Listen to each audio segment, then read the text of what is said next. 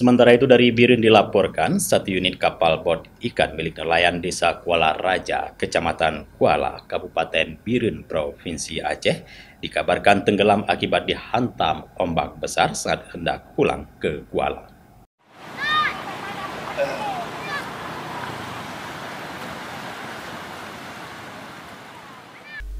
Kapal bot KM Saudara milik Iswadi warga desa Kuala Raja, Kecamatan Kuala, Kabupaten Biren, tenggelam dihantam ombak besar saat hendak masuk ke Kuala, desa setempat.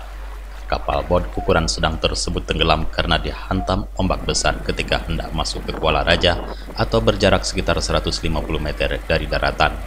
Kapal itu baru saja pulang dari mencari ikan. Para nelayan yang mengetahui kejadian itu langsung memberikan bantuan dengan mengevakuasi awak kapal sebanyak 11 orang, serta menarik kembali kapal bot yang tenggelam tersebut ke daratan. Kejadian tersebut juga menyita perhatian masyarakat setempat. Sejumlah warga yang ingin membantu, sebahagian di antaranya ingin menyaksikan. Menurut M. Nasir, Ketua Adat Laut atau Abu Laut Kecamatan Kuala mengatakan, saat kejadian kapal tersebut ada sebanyak 11 nelayan yang ada di dalam KM Saudara itu. Ke-11 awak kapal tersebut berhasil diselamatkan dan tidak ada korban jiwa. Menurut Nasir, kapal bot nelayan KM Saudara itu hendak masuk ke Kuala, namun akibat Kuala yang dangkal, kapal tersebut terpaksa membongkar ikan di bibir Kuala dengan berjarak 150 meter.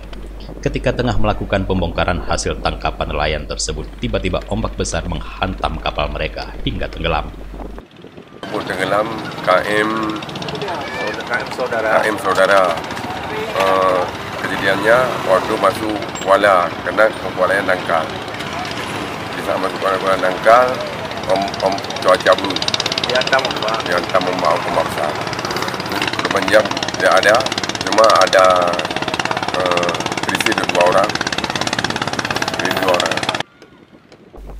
Nasir berharap kepada pemerintah daerah setempat untuk segera mengeruk atau memperdalam lagi mulut Kuala yang telah dangkal sejak setahun yang lalu, sehingga tidak terjadi lagi kejadian seperti ini.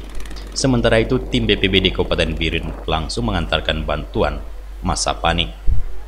Bantuan masa panik melalui bantuan dari Pemuda Biren, melalui kantor BPBD Kabupaten Biren. Berupa Indomie, beras, sarden, minyak makan, dan gula pasir.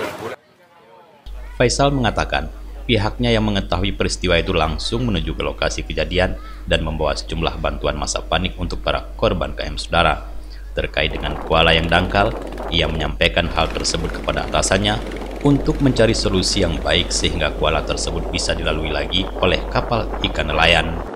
Dari Biren, tim liputan Aceh TV melaporkan.